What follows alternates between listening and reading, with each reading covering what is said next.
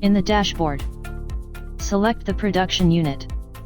Below the sales icon, the amount of PL ready for sale is displayed.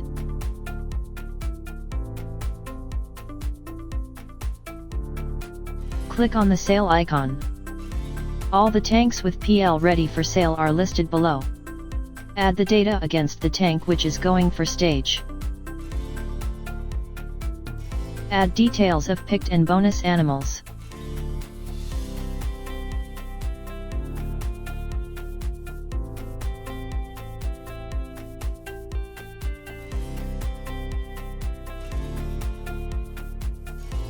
Click on Add Bags/Bubbles. The Add Bags/Bubbles screen will pop up from the bottom. Add the animals/bubbles and know of bubbles data. Click on the plus button to add multiple packages. Click the Done button to finish package details. Click the Sale button to initiate sale of the selected seed.